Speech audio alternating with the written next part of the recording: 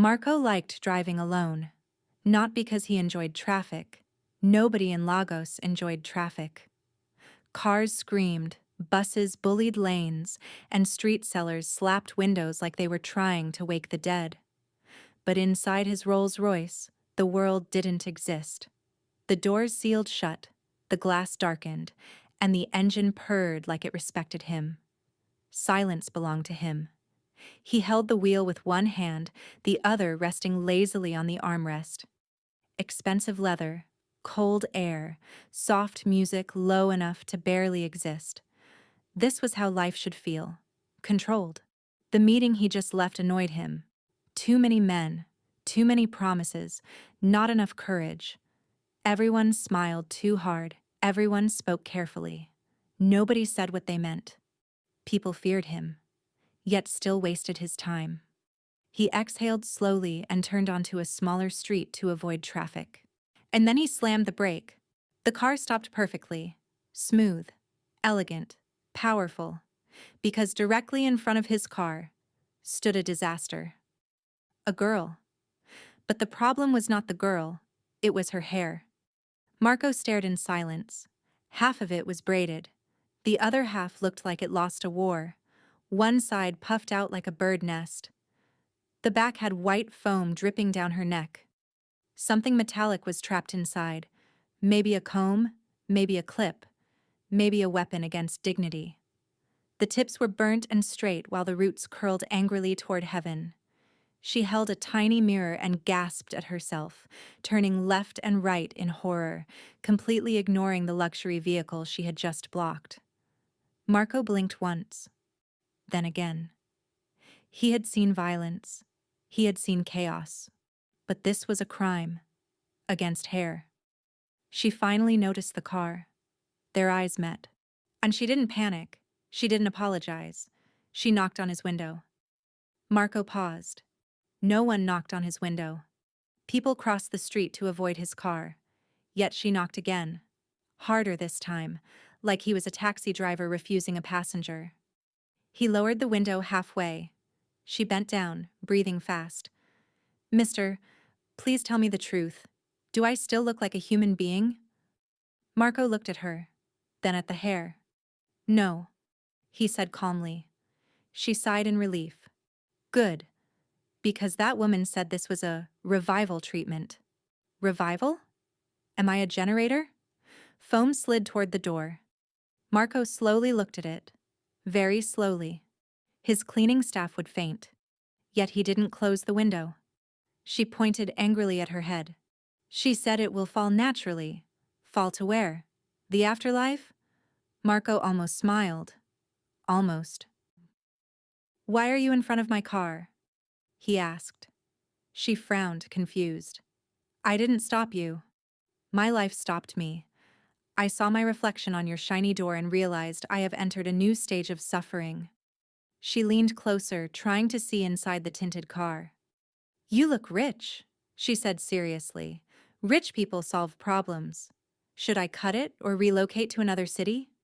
He studied her face now, not the hair. Her eyes were bright despite the embarrassment. Honest. Unafraid. She spoke like he was just another person. Nobody spoke to him like that. He reached to the back seat, took out a card, and handed it to her.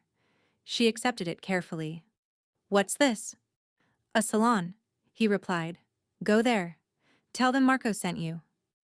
She looked at the card, then back at him. "They can fix this?" "They fix worse." She nodded slowly.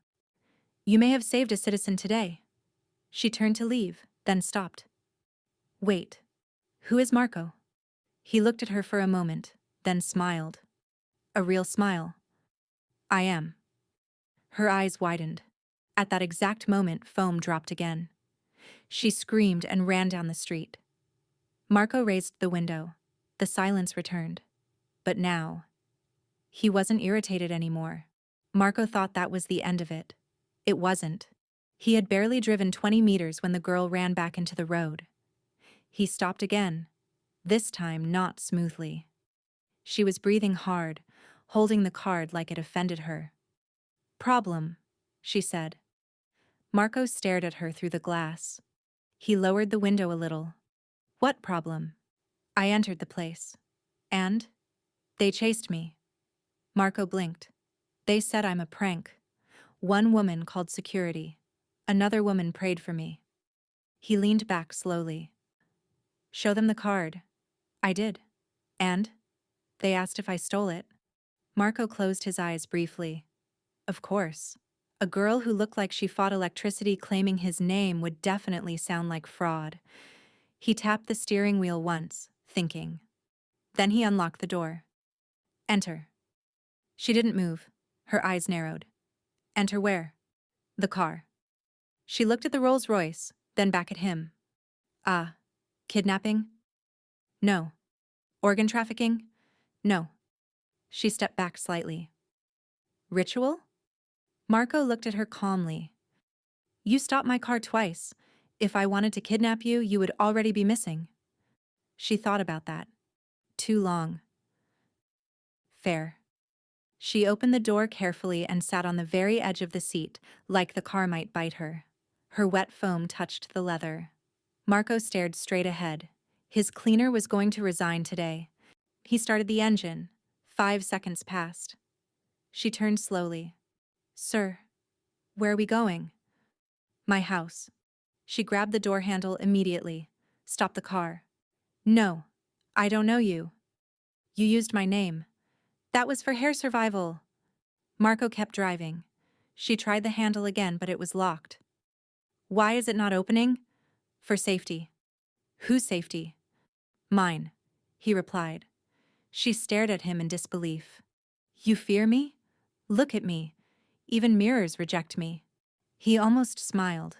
Traffic lights passed, streets changed, buildings grew quieter and larger. The noisy market sounds disappeared. She noticed. Her voice lowered. You live in this area? Yes. Her panic returned. Ah, rich people zone. I don't belong here. Drop me before security arrests my ancestors. The gates opened before the car even stopped. Huge black iron gates. Guards bowed. She froze. Marco drove inside. The house appeared.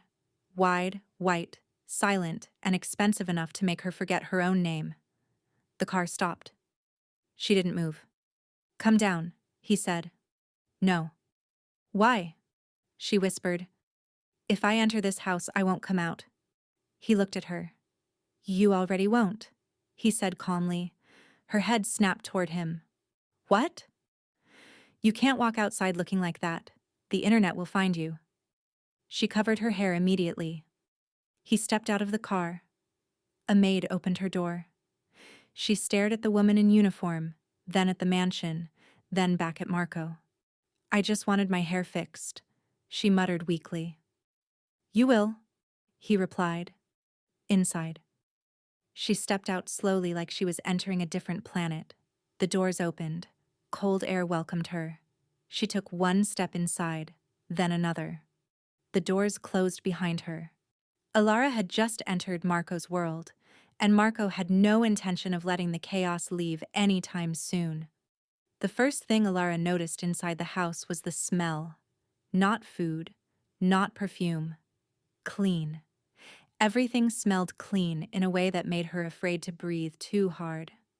The floors reflected her face. The walls were quiet. Even the air conditioner sounded rich. She stood near the entrance, afraid to walk further because her slippers looked illegal here. Marco removed his jacket like nothing unusual was happening. Sit, he said. She sat instantly. A maid appeared with water. Alara held the glass carefully with both hands, scared her fingerprints might reduce its value. Then the real problem returned. Her head itched. She scratched lightly. A small piece of hardened foam fell onto the shining floor. 3 maids gasped at the same time. Alara froze. I'm sorry. Marco looked at the floor, then at her hair. He picked up his phone and made one call. Bring everyone, he said. 20 minutes later, the house changed. They came with bags. Many bags. Women. 5 of them. Then 3 more. Then a man carrying equipment like he was entering surgery. Ilara stood slowly. Why are they many? No one answered her. They circled her. One touched the hair and immediately removed her hand.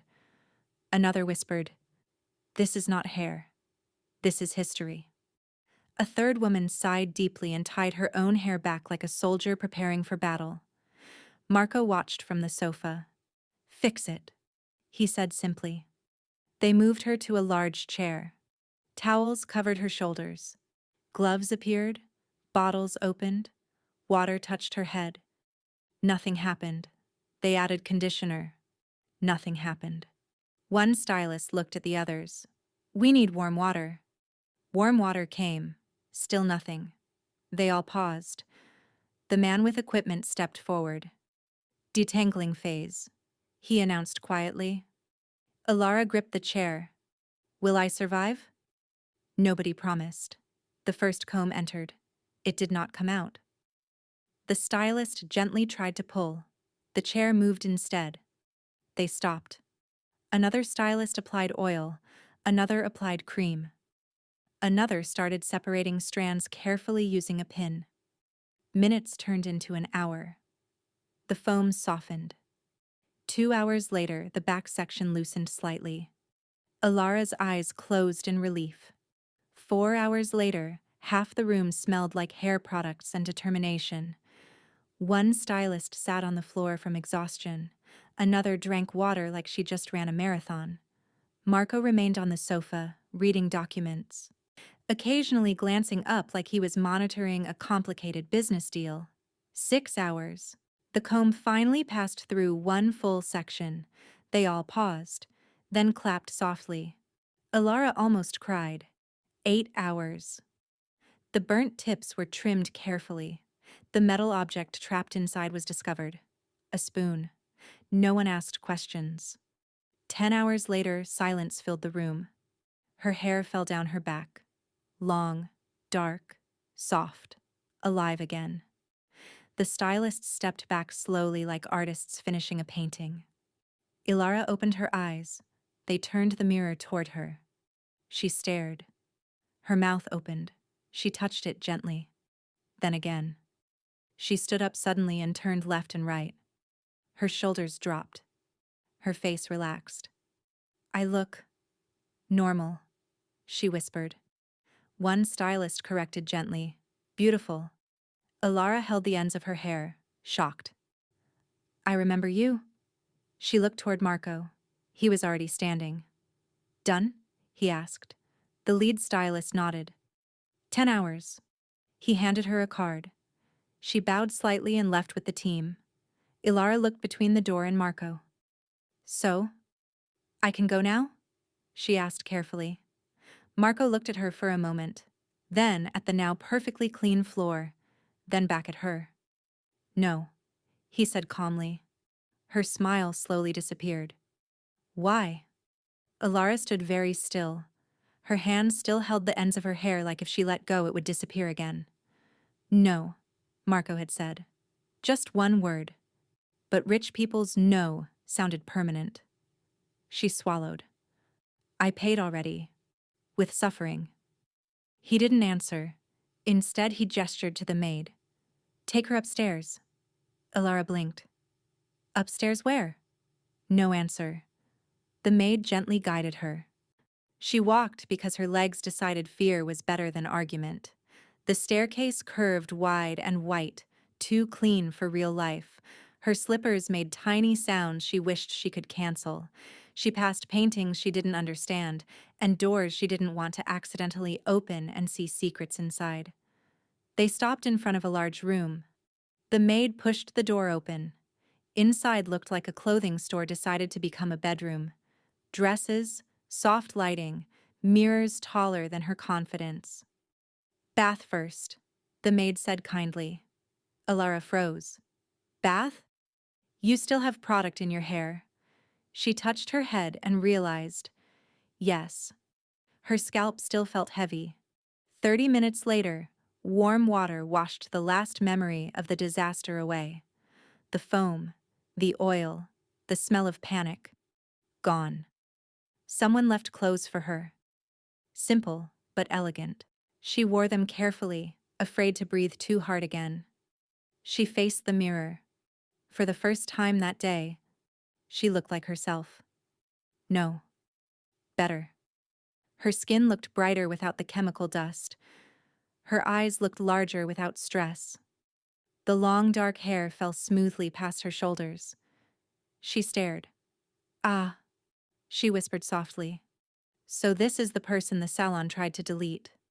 Downstairs, Marco waited. He didn't know why he waited. He told himself it was responsibility. She came because of him. The situation started because of his car. Therefore, he would end it properly. Simple. He heard footsteps. He didn't look up immediately. Then he did. And stopped. For the first time that day, Marco forgot to move. The girl from the street, the walking electrical accident, was gone. The girl walking toward him looked calm, clean, soft. Her face was gentle but alive, her eyes bright in a way that didn't ask permission to exist. The long hair framed her face naturally like it always belonged there. No chaos, no foam, no disaster. Just her. Alara shifted awkwardly under his stare. Is something wrong? Did they accidentally remove my eyebrows? He didn't answer. For a full 5 seconds.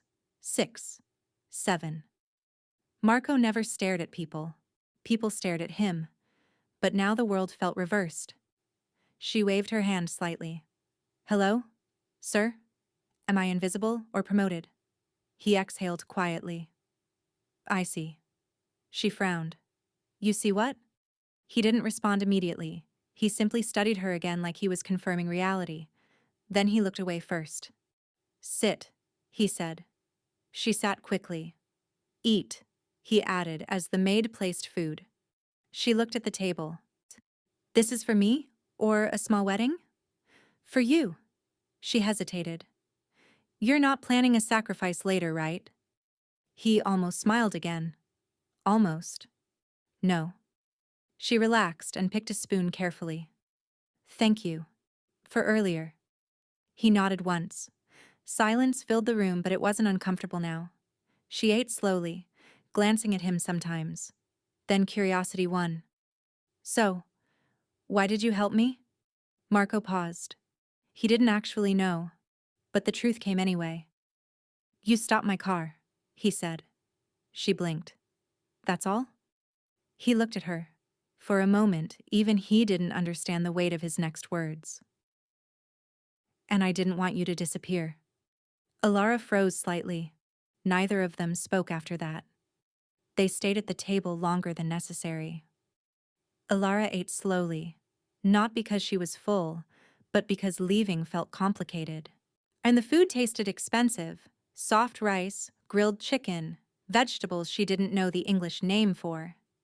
She tried to chew quietly so the sound wouldn't echo in the large room.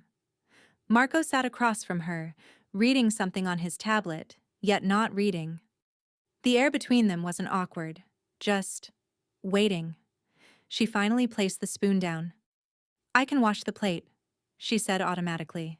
No. I can sweep. No. I can at least stand somewhere useful? He looked up. You are not staff. She nodded slowly. Right. Silence again. She played with her fingers, then glanced around the huge dining area. Everything looked permanent, like nothing here ever left once it arrived. Her voice came softer this time. You really don't let strangers leave easily? Marco didn't answer immediately. Depends. On what? On the stranger. She absorbed that. Her shoulders relaxed a little, but her eyes didn't. They held something tired behind the humor she always used. You keep looking at me like you're solving a puzzle, she said. You keep talking like you're hiding something, he replied. She smiled faintly. Not the playful smile. A smaller one. Both can be true. He waited. She looked at her hands. You asked earlier why I was in front of your car. I didn't ask why, he said calmly. I asked why you stayed. She exhaled slowly. I had nowhere to rush back to. The room felt quieter. She leaned back slightly in the chair, staring at the ceiling instead of him. "I used to live somewhere loud," she said. "Not noisy like traffic. Loud like people." A pause. "Too many people in one house. Too many opinions about my life." Marco didn't interrupt. "I left," she continued simply. "Family?" he asked. She nodded. "Angry?" Another pause. "No." That answer was heavier than anger. She swallowed. "They just decided my life for me. Marriage, job, where I stay, how I speak, even how I laugh." A faint breath escaped her.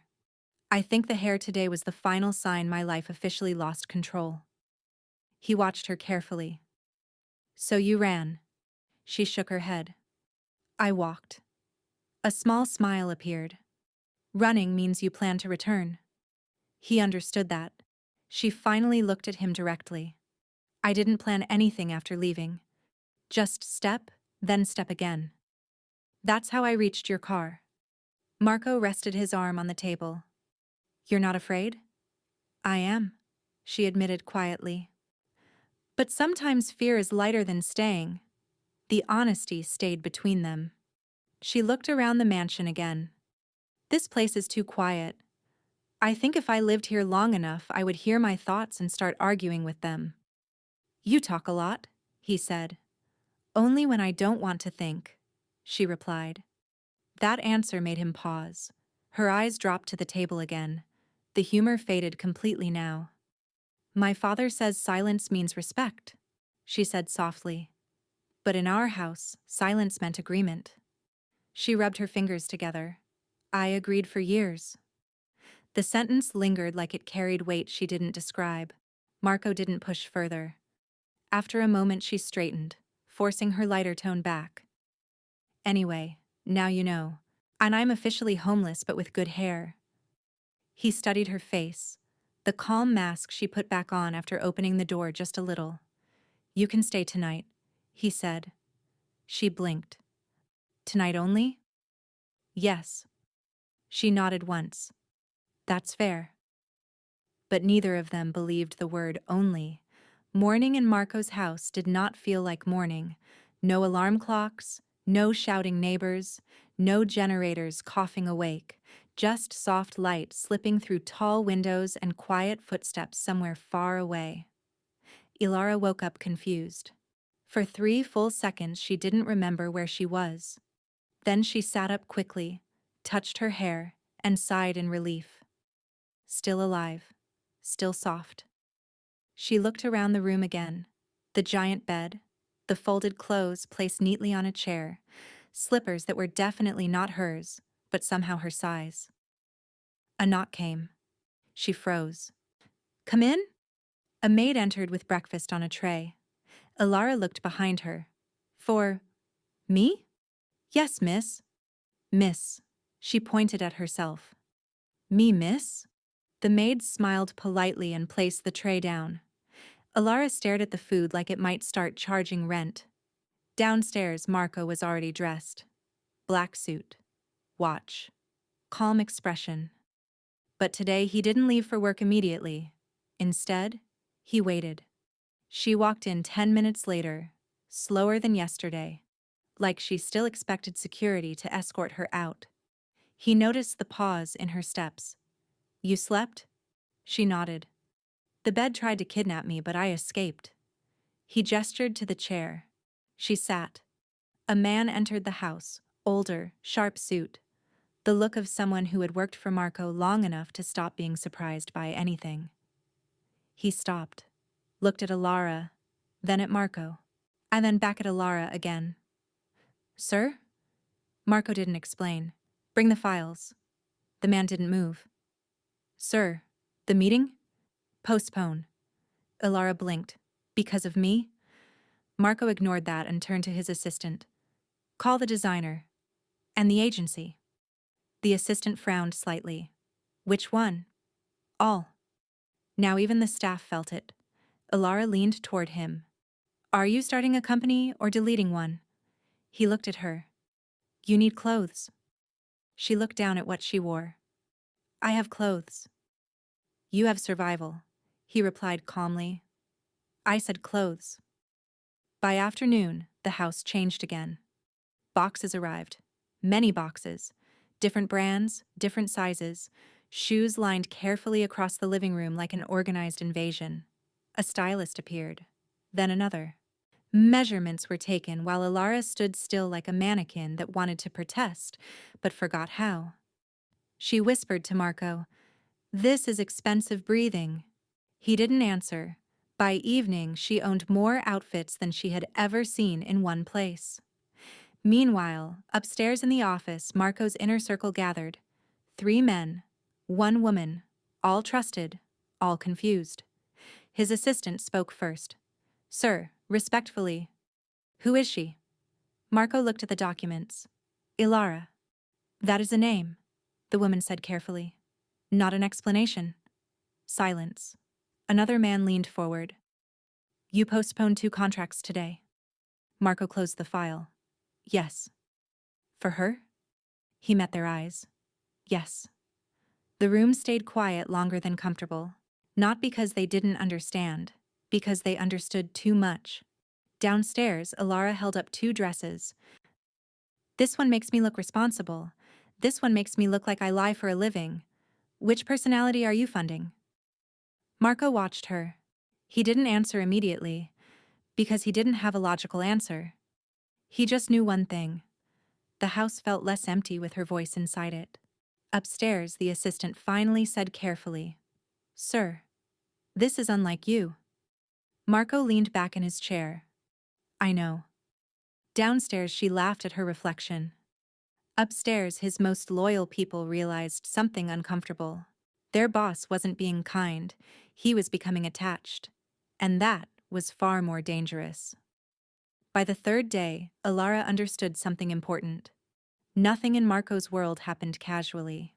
Even breathing here looked scheduled. She came downstairs in one of the new dresses. Simple cream, soft fabric, probably worth more than her old apartment rent for 6 months. She walked carefully, still afraid she might accidentally activate a hidden alarm by existing incorrectly. Marco was already seated with coffee. He looked at her once. "You walk like you're apologizing to the floor," he said. She stopped mid-step.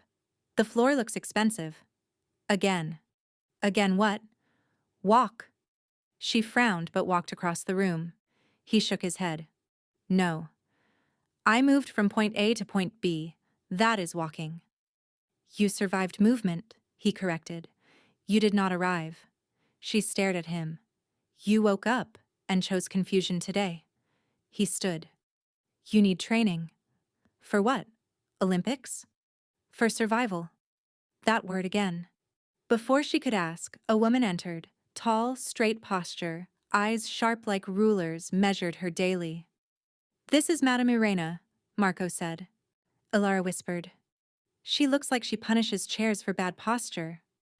"I heard that," Irena replied calmly. "Good. Humor helps before discipline." Ilara immediately stood straight. "Lesson 1, Irena said. Stand." "I am standing." "No, you are leaning on hope. Stand." For the next hour, Ilara learned standing was a skill. Shoulders back, chin level, eyes forward, not staring, not avoiding, breathing slow. Her back began to complain. "My spine is negotiating resignation," she muttered. "Royalty does not bend because comfort asks," Irena said. "Royalty had servants to bend," Ilara whispered.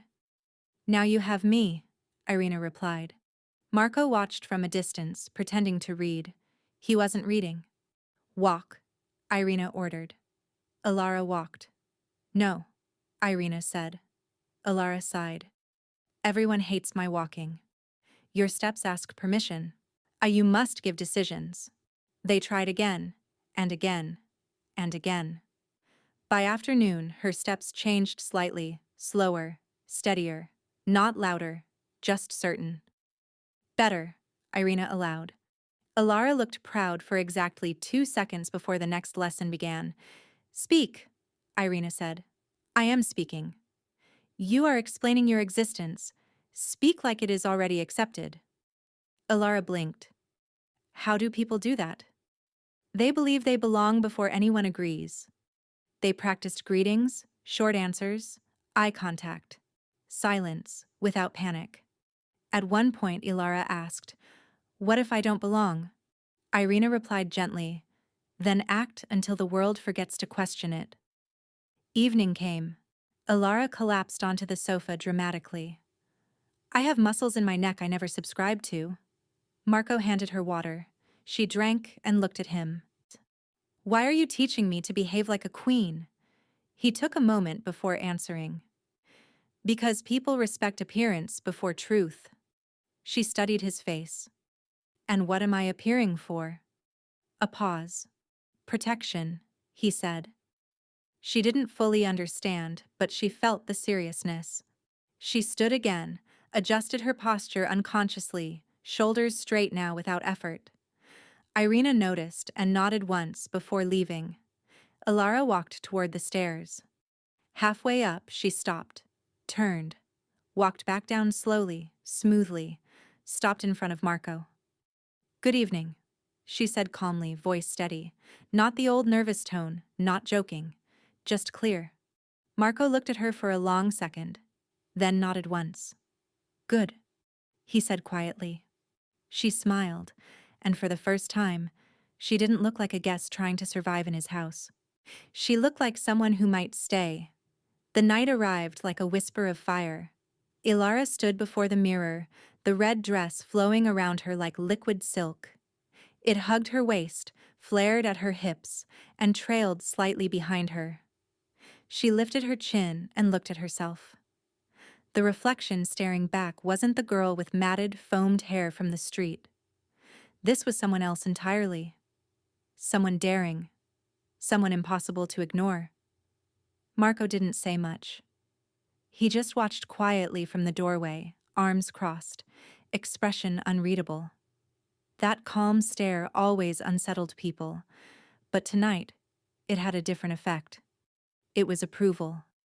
A subtle, dangerous kind of approval.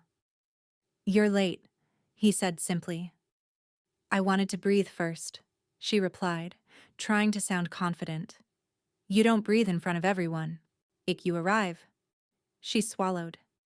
The gala was in a historic hall downtown. Crystal chandeliers, polished floors, champagne fountains, and men and women in suits and gowns that could have their own zip codes. Everyone here had power, influence, or at least the illusion of it. And she was walking in. Marco guided her down the grand staircase. Every step she took was deliberate, measured, like she had rehearsed it 1,000 times, though she had rehearsed only a few dozen under Irina's strict guidance. Her heels clicked softly, commanding attention without demanding it. Whispers started immediately. "Who is she?" Her hair, flawless. Red dress, standing out like a queen. They didn't know her. They didn't care to know her. All they could do was stare. Ilara noticed eyes following her, calculating her, wondering if she belonged. She stopped at the bottom of the staircase, turned slowly, and looked around the room. She didn't smile. She didn't fumble. She existed. That was enough. Marco walked beside her, calm and authoritative, but the spotlight, even unintentional, belonged to her. A man approached with a glass of champagne. "Miss, forgive me, I don't believe we've met?" Ilara's eyes met his. "You haven't," she said clearly, voice smooth. "But we do now." He blinked. "Quite impressive." Her lips twitched in the faintest smirk. "Thank you." By the time she reached the main floor, cameras flashed. People whispered, some even gasped. Someone nudged their companion. "Isn't she the girl from the street?" "Yes," the other replied, eyes wide. "The homeless girl?" Ilara lifted her head higher. Every word, every movement had been trained for this. Confidence wasn't about thinking you had it. Confidence was making everyone else believe you had it. The room tried to dismiss her, tried to reduce her to gossip, but it failed. Even the most polished socialites paused to glance again. She caught Marco's eyes across the room. Calm, watching, evaluating. Not a hint of fear or judgment, only that same silent approval. A woman approached her, the type who always thought she owned every room she entered. "Darling, what an entrance," she said, voice dripping sugar. "Where did you find that dress?" Ilara didn't give unnecessary information. She smiled lightly. "It found me." Another whisper passed through the crowd. "Homeless queen." The words stuck. They weren't meant kindly, but they couldn't strip her of power. Not tonight. By the end of the evening, people crowded around her. Cameras clicked endlessly, and journalists scribbled. Articles would call her a mystery, an enigma, the girl who disappeared from the streets and appeared like royalty. Everyone wanted her story, but nobody truly knew it. Marco walked up beside her as she spoke to a small group, and for the first time, she noticed something subtle. She wasn't just surviving this world, she was moving through it like she had always belonged. And Marco, calm as ever, let the world see her. Because now, the homeless girl had become something far more dangerous than anyone expected. She had become unforgettable. The gala had ended, but the room still buzzed with whispers. Ilara followed Marco down a private corridor, the echoes of her heels softened by thick carpet. She had expected relief, a quiet retreat. Instead, she felt a prickling at the back of her neck, a warning she couldn't quite name. Marco didn't notice, or pretended not to. He moved like a shadow, calm, deliberate, untouched by the glittering chaos outside. They reached the elevator, the doors closed. Silence, except for the soft mechanical hum. Then someone laughed, not the polite kind. Sharp, low, familiar. Ilara froze. Marco's hand paused on the button. "Who's there?" The laugh came again, this time closer, echoing down the hall. Her eyes widened. I know that voice." The elevator stopped abruptly, doors opening before either of them could press a floor. A man stepped out, tall, confident, wearing a dark suit that spoke of money and arrogance, but his eyes were the most dangerous part, cold, recognizing. "Ilara," he said, voice low, dangerous. She swallowed hard. Memories surfaced like they were trying to drown her. Back alleys, dark nights, desperate decisions. Faces she had hoped she'd left behind. The life she had run from. And now it had found her. Marco's hand rested on the armrest, calm, assessing. "Do I know you?" The man's eyes flicked to him, then back to her. "No, but I know her. And she owes me." Ilara's stomach dropped. She had hidden, run, fought, and survived. But she hadn't realized the past had shadows long enough to reach here. Marco's expression didn't change, but his hand slid slightly toward his jacket pocket. Not the usual gesture for danger, but for decisions. Dangerous decisions. "You can't be here," Marco said slowly. "She's with me now." The man smirked. "I've been waiting a long time for this." Ilara stepped forward instinctively, trying to speak, but her voice trembled. I don't want trouble." Marco's eyes softened just slightly on her, then hardened on the intruder. "This isn't a negotiation." The man laughed again, louder, like the echo of a life Ilara had tried to escape. "Everything is a negotiation, and I'm very good at it. You have wealth, power, influence, but I have her history, and that gives me leverage." Ilara's heart pounded. Her past, the one she had buried under layers of fear and survival, now stood here like a sword pointed at her chest. Marco stepped closer, putting himself between her and the man. "You want leverage? Take it elsewhere. She's not for sale. She's not a business. She's not an asset you can claim." The man's smirk faltered. That's rich coming from someone who built an empire on assets and deals. What happens if I call your investors, your partners? Eesh, they'll listen. Ilara's mind spun. She hadn't thought about Marco's business, only survival. But now she realized she was the line between him and disaster. Marco's jaw tightened. If my empire falls, he said quietly, then I fall too. But she stays. You won't touch her. The man studied him, calculated, then shook his head. You're playing a dangerous game, but maybe you'll win. He stepped back, disappearing down the corridor like a shadow retreating to plan another attack. Ilara exhaled, trembling. That was him. He knew me. Marco looked at her, dark eyes assessing, unreadable. I see. And now I have to choose. Her stomach dropped. Choose what? Between my business and you. The words hung in the air, heavy, dangerous, irrevocable. Ilara didn't know what to say. In Survival had taught her one thing: fear of the past could destroy the present. Marco reached out, lightly touching her shoulder, calm, firm, protective. Whatever happens, he said quietly, I protect what matters. And in that moment she realized she wasn't running anymore. Not from herself, not from anyone. She would stand beside him, and whatever shadows came, they would have to face both of them. The city never sleeps, but tonight it felt quiet. Ilara stood beside Marco in the high-rise office, the lights of Lagos stretching beneath them like a river of gold.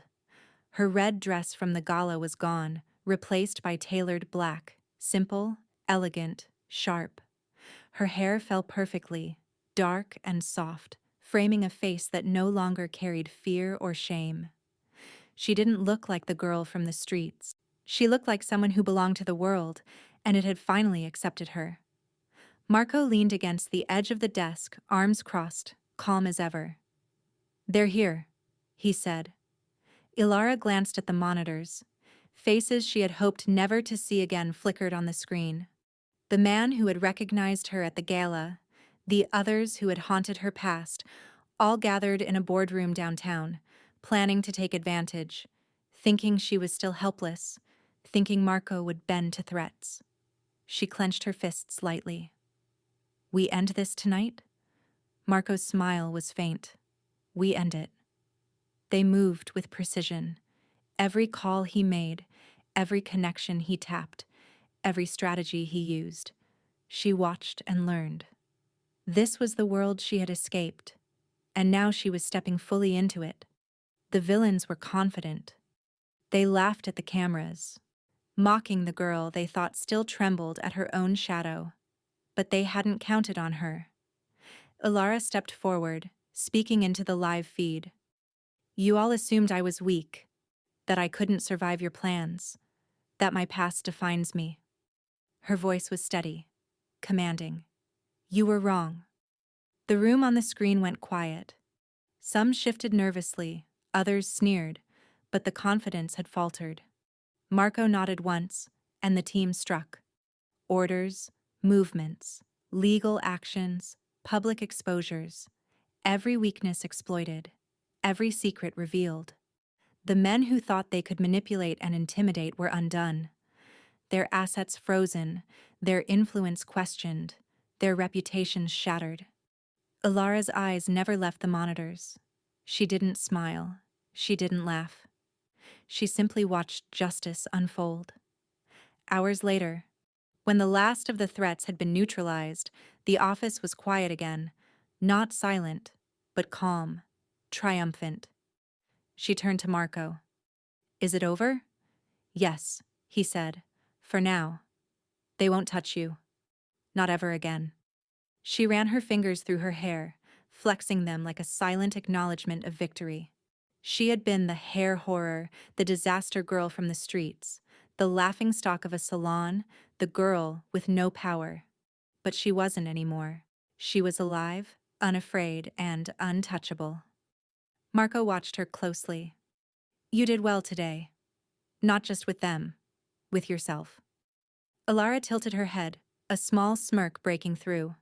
So, this is what it feels like to win? He stepped closer. No. This is what it feels like to survive.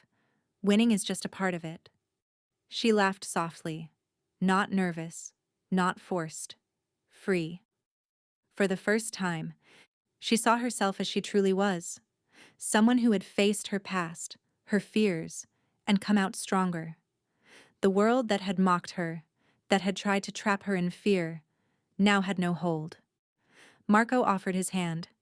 Come on, let's get out of here. You've earned a break. Alara took it without hesitation. Their steps echoed in the empty office, confident, steady, in sync. Outside, the city stretched endless and alive. She breathed in deeply, letting the night air fill her lungs. No more shadows, she whispered. No more, Marco confirmed.